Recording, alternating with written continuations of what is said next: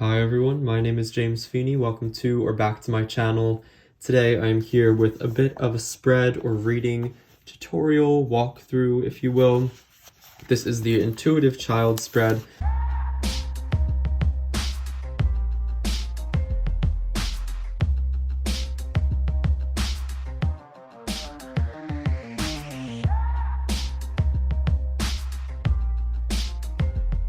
One that I came up with on my own. I posted this on Instagram along with my results, as I usually do with most of these walkthroughs. This is where I was going to write my results, and I'll mention why I didn't write much of anything here or haven't yet. I think that's part of what makes this reading a little bit fun, is that I've handled it a bit differently than I would a normal spread. So we're going to go through these spread positions as I normally do, walk through what they mean, how you might read the spread positions, what they signify so that you can recreate this at home and do it for yourself with a deck of your choosing or decks of your choosing. I chose to make this one really fun in some ways and take a lot of creative liberties, and I encourage anybody watching this to do the same. So if you feel called to switch this up, I would love to see it actually. So if you do the spread or a version of it, tag me, send me a message. I'd love to see how it turns out if you feel so inclined to share it. So the decks that I used for this spread, well, this is actually based around some inner child work I've been mentioning on my channel that I've been really interested in, the idea of connecting our inner child to the intuition. For me, I felt like my intuition and intuition in general is really tied in with the idea of childhood, and I think that's when, for me at least, that's when my intuition was at its strongest, and I think that is the case for many of us. So I actually got this The Dreamer's Tarot by Marcella Kroll in sort of a hopes of investigating my inner child further, so that's the primary tarot deck I used. I also incorporated oracle decks and cards into this reading, one from the Sacred Symbols for Divination and Meditation Oracle deck, also by Marcella Kroll, along with Marcella Kroll's other deck, the Nature Nurture Oracle. I figured that the sort of aesthetic and continuity with these two decks in conjunction with the tarot deck fit really seamlessly, and it worked well for me in terms of creating a cohesive reading. Both of the oracle card positions are optional, and you can definitely either leave them in, take them out. You can use tarot cards for them. You can use other oracle decks and other tarot decks, just of course. So just know that you don't need to use these cards, of course. So getting right into it, the spread looks a bit like this. I have a picture posted on my Instagram. The first position is the underdeveloped part of our inner child. The second would be the strength of the inner child, and I'll get to what those mean a bit more when I flip over the cards. The third position, which is more of a connector, so on this pillar, on this end, we're looking more to the actual inner child and aspects of it. 3, the third card in the middle here, is more of a bridge between the pillar of intuition, which is over on the right. So here we'd see how my inner child connects to my intuition, so we can see where the gap is sort of bridged. And then on that pillar of more intuitive knowledge, we see where the intuition is lacking, in the same way that we saw where the inner child might be a little underdeveloped. And then we also see where the intuition excels, which is sort of the counterpart to the strength of the inner child. And then we get our 2 fun bonus cards, which are meant to be read very intuitively, so they don't get very hard and fast positions or meanings. So we get a bonus optional card for insight here, and then one down here, and I'll speak to those as I show you how this sort of worked for me. Now with this setup, I also thought it would be fun to incorporate something from my childhood. So I have here this rosary that I was given when I was 8 at my first communion. So this was really, to me, peak childhood memory and moment, one of the first more formative ceremonies associated with my childhood, and it was given to me by my godmother, who I care for very deeply. So I figured I would bring it in as a sort of touchstone and connection to my inner child for this reading. And so if you have like a book or a stuffed animal or something around that is from your childhood, it might be fun to use that in this reading. So I will use the cards that actually turned up for me. For example, so the first card I had was the Ancestor. The second card I had was the 5 of Swords. I'm trying to make sure all of these are in frame. The third was the 3 of Wands. The fourth we have up here was the Mystic of Wands, which is the Queen of Wands. And then we have the Mystic of Swords for that, what is that, 1, 2, 3, 4, 5, the 5th position. And so that would be the Queen of Swords, or the equivalent to the Queen of Swords. And then for the 2 oracle cards that I pulled, I got, where is it? The Phoenix, which corresponds to the idea of rite as more of a ceremony, a passage, something like that. And then from the Signs and Symbols Oracle, I got, just trying to put these away, I got Talisman. And I thought that was really funny because, of course, I brought out my rosary, which in some ways is a talisman. I've kept it with me very closely since I received it. Before I even had a more steady spiritual practice, I would actually put this on my bedpost for protection. It just felt right, even when I wasn't very religious or spiritual in any way. I would always have it with me. I would bring it to school when I was away. When I lived on my own, this was on my bedpost, and so it's always followed me. So it is kind of like a protective talisman for me. And for that to have come up in connection to the inner child reading felt very right, and it was kind of spooky actually. So that was really, really cool.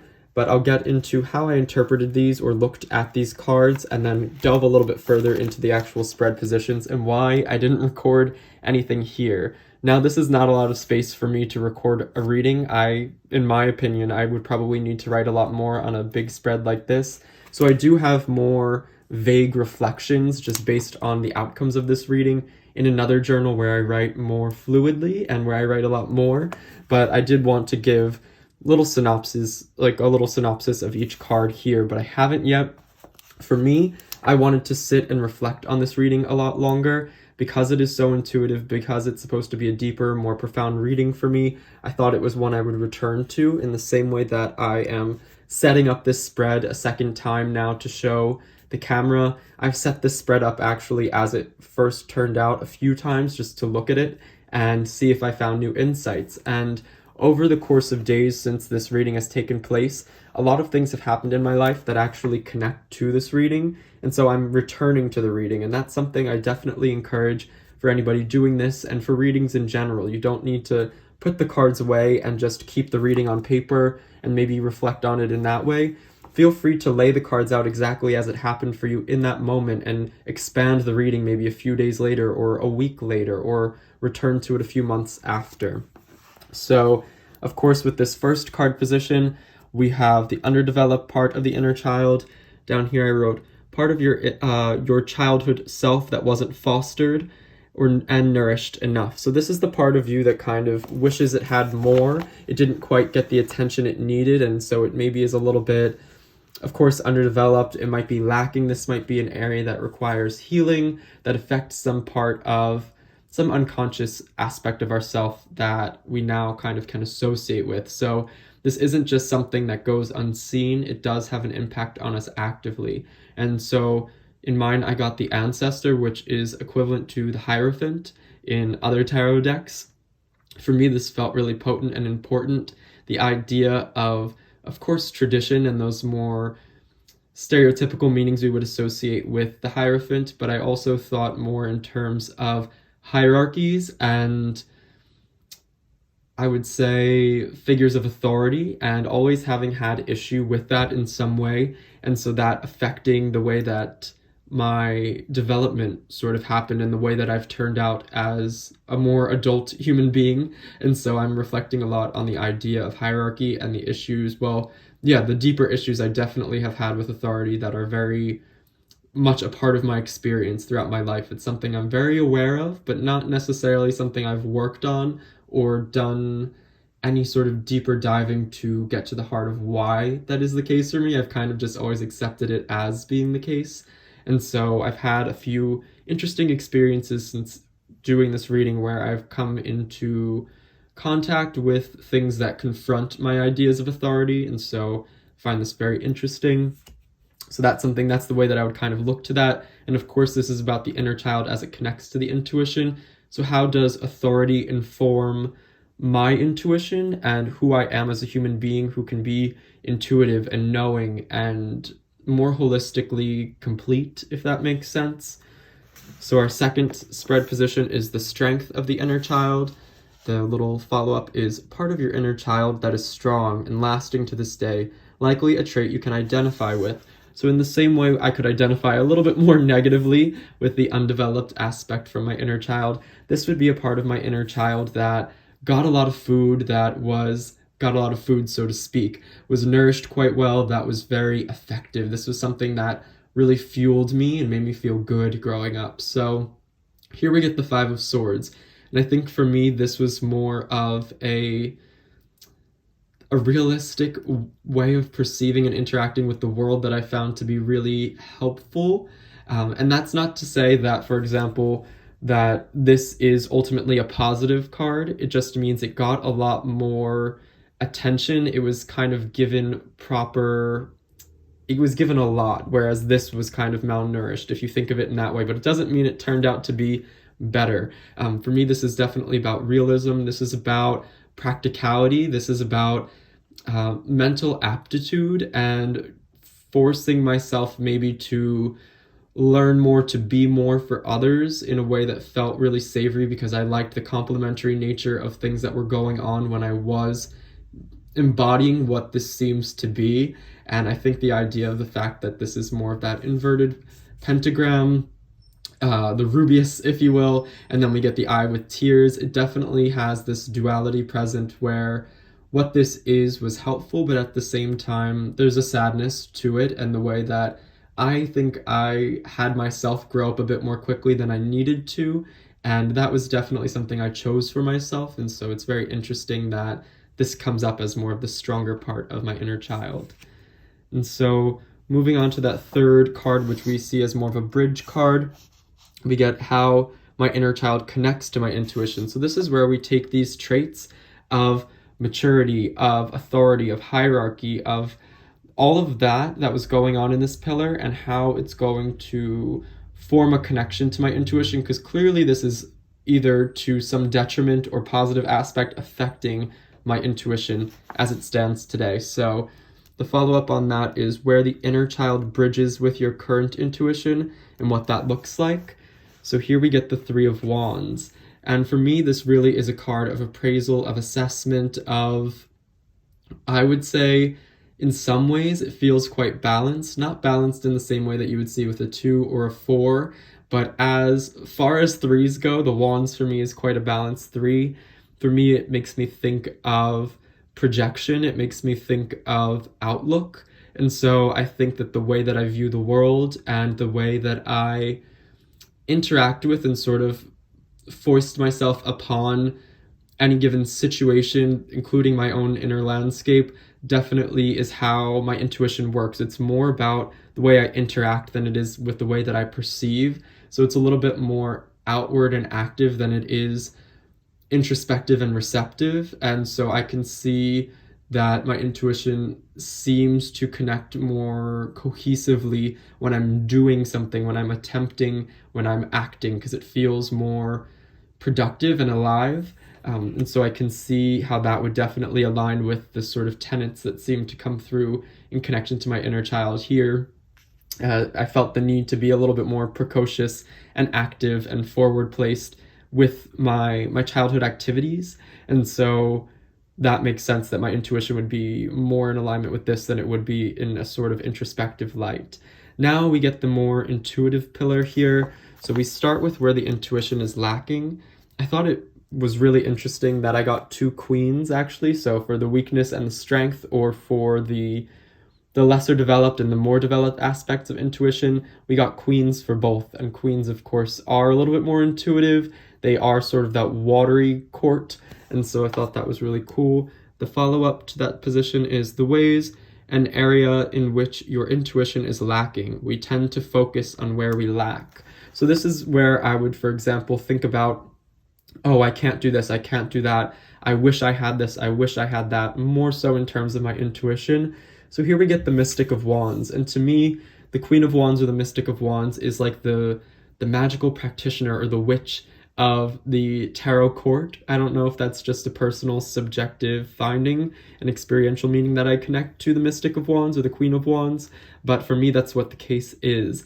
And so where it's lacking, I think, for me, is this sort of power. The Queen of Wands is one of the most confident court cards I can sort of attach myself to or find. And so I would say where my intuition is lacking is the confidence that I have in it. It doesn't feel, when it does actually take place, when I do feel like my intuition's at work, I still doubt it. I'm never assured in what it is that I feel like it's doing. I'm always even doubting if it's present, if it's real. And so it feels sort of elusive in some ways, whereas the Queen of Wands would not be elusive. She's quite bold and straightforward and to the point and in your face. And she has a confidence, she has a very large presence. And so I guess maybe my intuition is a bit enfeebled by my outlook, by my actions, by the sort of aspects that I embodied as a child. All of that plays into the fact that my intuition is a bit insecure. I'm insecure in it, and I think confidence in it would actually strengthen it or allow it to grow further. So that was an interesting card to see there. And then for the fifth position, which is where, if you chose to not include these two extra, you could just wrap it up here. We get where my intuition excels. So where it's really alive, where it's really potent. And the follow-up to that is where your intuition is quite adept and developed, in the same way that this aspect of me was quite adept and developed. So it doesn't always mean it's a good thing, but it does mean that it's strong. It's very present in this space. So with the Mystic of Swords, or the Queen of Swords, to me, this automatically reminds me of a more analytical mindset of overriding the emotions. The queens are a little bit more emotional as that watery court, like I said, but I would say that the Queen of Swords tends to be that court card that suppresses their emotions in favor of something that feels a lot more stable and mental, and does so for the sake of power and respect, and to keep things together and to seem like they're very solid. They like the idea of this sort of deferential power that they feel like they've attained through their merit. And for me, I think I excel more when I feel like I have academic or data-driven or empirical knowledge that can fortify or inform my intuition. So when I can back up an intuitive hit with actual real-world knowledge that I can find in a book or prove, I feel like my intuition is strong because I have something else that it can connect to that feels more real to me, whereas confidence in the intuition as being real in and of itself is something I lack. So I look for outside approval, I look for fact-driven empirical data that is going to validate my intuitive hits and the way my intuition works. So things like books, things like learning I can definitely see why I care about those so much. And then seeing swords as more of the developed aspects of both my inner child and my intuition, I think I definitely take a more analytical approach. I am very research driven. I'm very academic in the way that I like to approach the occult and the metaphysical world and things of that nature. And so this makes a lot of sense to me. And then looking to the underdeveloped parts and seeing more of this confidence and maturity and authority-driven sort of, almost like a battle with authority and confidence and hierarchy. It's very interesting. And I think that's something I need to dissect a bit further, where I feel inferior, I guess, in some ways. And maybe that's why I dislike the idea of authority. Or as a principle, I dislike the idea of inequality, which also informs the way I picture and think of authority. And then we get the confidence that comes with just the self here. And so I'm sure that this definitely impacts confidence. And so the relationship there is actually really fluid, and it makes a lot of sense to me. And then where the bridge takes place with the Three of Wands as far as like a card of outlooks for me and interaction with the outside world and sort of giving, receiving, taking in some ways, this makes a lot of sense. It's like a perfect bridge card for me. And so this isn't a reading that I felt I had to reach for very much, but I still haven't recorded a baseline synopsis here.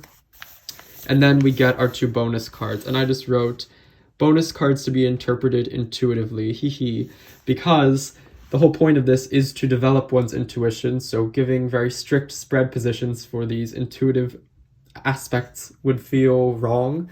I already mentioned the fact that the talisman felt really cool because I had brought out my rosary, which is in some ways a talisman, and so the idea of touchstones in my material world or items of power around me and how those might, for example, impact my confidence and inform my intuitive self, and might also, for example, connect to ideas of adulthood, maturity, and hierarchy and authority. For example, this was given to me by an elder, but one that I don't see as an authority figure, and so I think that's why it feels so powerful and right and beautiful. And so looking to deconstruct and further complicate in that I add more detail and inform my ideas of authority a lot more fully. And so I think this stands for something on a deeper level, turning to those material items that make me reflect on my childhood in a way that's a little bit past the surface and touches upon these aspects. And then up here we got the phoenix, which is right. And for me, this felt really powerful. I've always associated with the phoenix as a mythical creature. I even have childhood memories, as corny as this sounds, of being a Boy Scout, and we had to come up with a sort of group name for this. It was a sort of competition we were in, and I made us the Flaming Phoenixes. So that immediate childhood memory resurfaced when this card came up, and I started to think of the fact that I was involved with this group, and there was the leaders, and where my role sat in terms of a hierarchy and authority, and the idea of the phoenix as a creature that can reinvent itself, that can completely immolate and burn and destruct and rise again, completely renewed and different, and the idea of burning as a way of absolution and benediction and atonement. And so the phoenix does hold a lot of symbolic and meaning that I've carried with me for a lot of my life, so to get this card felt really interesting. And there's also the fact that in this deck, most of the cards are very real animals that we would see in our everyday life, and in an intuitive inner child reading, one of the very few cards that is a mythical creature did come up, and I do have a lot of childhood connection to this creature, so there is that, and I thought that that was just, it was so spot on. A lot of this reading to me actually felt a bit eerie in a really good way, a really powerful way. Now, I mentioned that I didn't write down my synopsis of these cards. I did more of a reflection in my larger journal so far, and it's because following this, I knew I wanted to take my time with it, to set it back up as I have again here, and that's something I encourage anybody doing this to do. So feel free to click off and try this for yourself at this point if you have gone through the spread and you feel like you got all of what you needed out of it. And if you need to reference this, of course, rewind, or it's on my Instagram. But in the days following, from my own personal experience, I actually had a few strange dreams that tied in with this reading. They were extremely vivid, they were quite visceral, and it took having a conversation with somebody about this before I realized that they were actually connected to my inner child, and it clicked, and I was like, how did I not see this the morning after having these dreams? They were quite graphic, and so I don't want to get into too much detail, but it is going to be a little bit, one of the dreams was quite violent and graphic, so if that's something that might bother you, encourage you to maybe fast forward or click off. But one of them, I was forced to watch children be led onto fiery hot coals and burned to death, and I watched a man lead them on, and I would have to watch as they slowly went through that process, and it was really painful, very graphic, and not very fun. And the idea of, for example, the phoenix being part of that, the idea that these were children, this is where this was happening, and connecting that with all that was happening here, it felt like it was definitely speaking to that. I also had a dream where I was led to an underwater pool through a series of caverns that I had to navigate, and that felt a lot deeper in some ways, connected to the inner child. So I encourage you to maybe look for those signs and symbols around yourself. This is inner child work. This is intuitive. It's not meant to be straightforward and the type of thing that you can pinpoint. And for example, like I spoke to the idea of backing up my intuition with empirical data, this is not the kind of thing I can back up with empirical data. This is purely driven by feeling and inner knowing. And so I've had a lot of those experiences since I've opened myself up to them, since I've basically declared to the world around me, to the universe, to myself, that I am seeking experiences of this nature. I've had a lot of them in my everyday life. And so making this a statement for yourself, making sure that this is something that you actively pursue, or at least declare that you are open to, I think will expand the horizons for where this reading can take you. And so if you want it to be something that unfolds over the course of time, I encourage you to maybe set this reading up and reflect on things that have happened in days following. So I hope this was helpful and that you all enjoyed it, and that if you did this at home, let me know how it went, even if you don't want to share. I hope you are all well. Like and subscribe if you found this helpful or interesting in some way, and until next time, bye.